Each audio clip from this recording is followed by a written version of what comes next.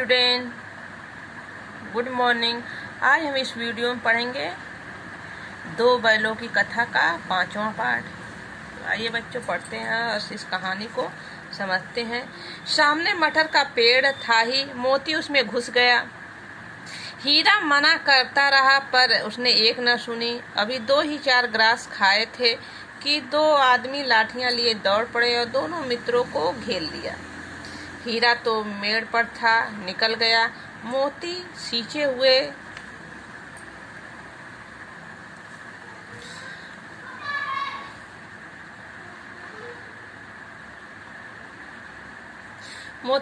हुए खेत में था। उसे खुर कीचड़ में धंसने लगे, न भाग सका। पकड़ लिया। हीरा ने देखा संगी संकट में है तो लौट पड़ा। संगी यानी बच्चों उसका दोस्त। फंसेंगे तो दोनों फंसेंगे। रखवालों ने उसे भी पकड़ लिया। प्रातःकाल दोनों मित्र कांजी हाउस में बंद कर दिए।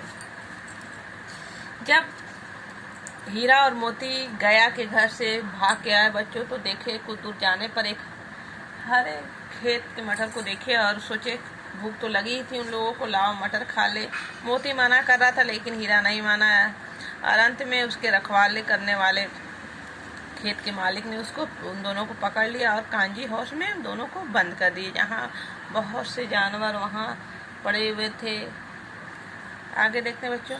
दोनों मित्रों को जीवन में पहली बार ऐसा सलीका मिला कि सारा दिन बीत गया और खाने को एक तिनका भी नहीं मिला। जब वो सब कांजी हाउस में डाल दिए बच्चों, जहाँ बहुत सारे जानवर रहते हैं, तो एक तिनका भी सब खाने को कुछ नहीं दिए।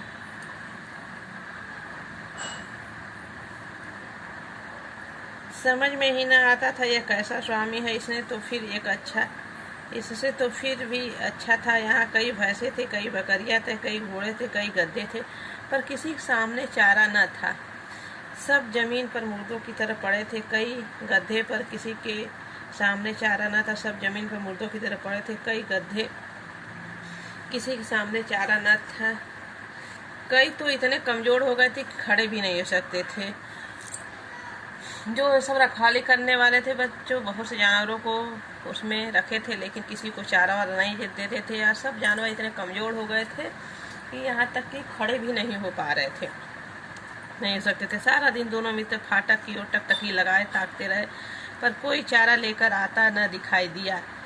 तब दोनों ने दीवार की नमकीन मिट्टी चाटनी शुरू की, पर इससे क्या तृप्ति होती है। तृप्ति यानी उनकी भूख बच्चों। ईंट को जमीन को चाटने से क्या भूख मिट सकता है।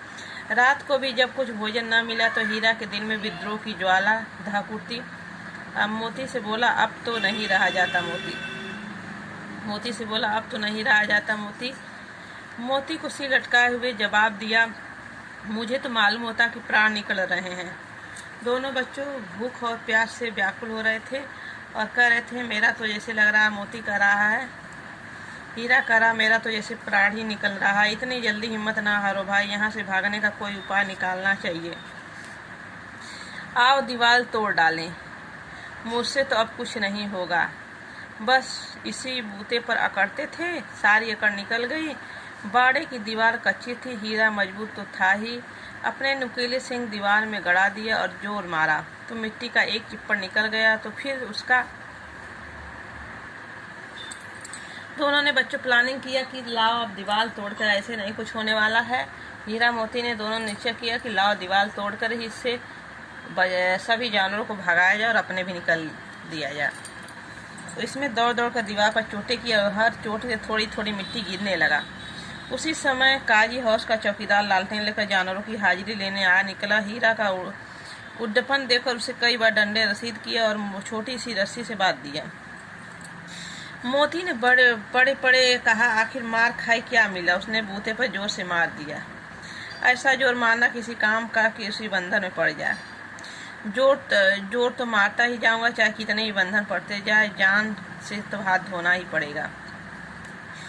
हीरा कहता है बच्चों कि कितना भी मुझे मार करना पड़े, जान से भले ही हाथ धोना पड़े, लेकिन मैं आज इस दीवार को तोड़ कर रहूँगा। कुछ परवाह नहीं, यूँ तो मरना ही है। सोचो दीवार खुद जाती तो कितनी जानें बच जाती। इतने भाई यहाँ बंद हैं, कितनी ही देखी जान नहीं है। 2-4 दिन और यही हाल रहा तो सब मर जाएंगे, इसलिए इन सबको भगाना जरूरी है यहाँ से। कुछ परवाह नहीं तो फिर मरना, सोचो दीवार खुद जाती तो कितनी जानें बच जाती। इसके भाई यहाँ बंद है, इतने भाई यहाँ बंद है, किसी की देह में जान नहीं। 2-4 दिन और यही हालात तो सब मर जाएंगे। हाँ यह बात तो है। अच्छा तो ला फिर मैं जोर लगाता हूँ। मोती ने भी दीवार में उसी जगह सिंग मारा। थोड़ी सी मिट्टी गिरी और फिर हिम्मत बढ़ी। फिर तो वह दीवार में सिंग लगाकर इस तरह जोर करने लगे मानो हिम्मत बढ़ी, मानो किसी प्रतिद्वंदी से लड़ रहे हैं।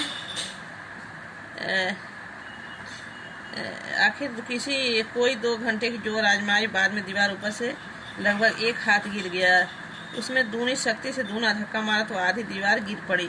दीवार का गिरना था तो अधमरे से पड़े हुए सभी जानवर चेत उठे। तीनों घोड़ियां सरपट भाग निकली। फिर बकरियां निकली। उसमें बच्चों क्या क्या थे? घोड़े, बकरी और बकरियां थीं।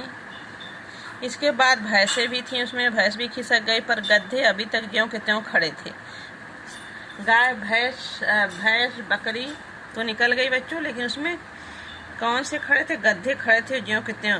हीरा ने पूछा, तुम दोनों क्यों नहीं भाग जाते? एक गधे ने कहा, जो कहीं फिर पकड़ लिए जाए तो क्या हर्ज है, अभी तो भागने का अवसर है, हमें तो डर लगता है, हम यहीं पड़े रहेंगे। आधी रात से ऊपर जा चुकी थी। दोनों गधे अभी तक खड़े सोच रहे थे कि भागे या ना भागे, और मोती अपने मित्र की रस्सी तोड़ने में लगा हुआ था। जब वह हार गया तो हीरा ने कहा, तुम जाओ, मुझे यहीं पड़ा रहने दो, शायद कहीं भेंट हो जाए। मोती ने आंखों में आंसू लाकर कहा, तुम मुझे इतनी स्वार्थी समझते हो हीरा? हम और तुम दोनों एक साथ रहे, आज तुम विपत्ति में पड़े तो मैं तुम्हें छोड़कर अलग हो जाऊं? हीरा ने कहा, बहुत मार पड़ेगी, लोग समझ जाएंगे यह तुम्हारी शरारत है।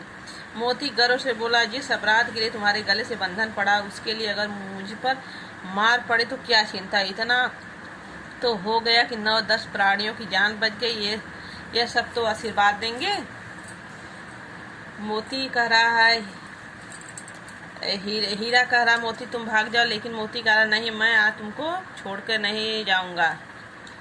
दोनों की दोस्ती इतनी पक्की सी बच्चों दोस्ती कि दोनों साथ जान देने के लिए तैयार हैं।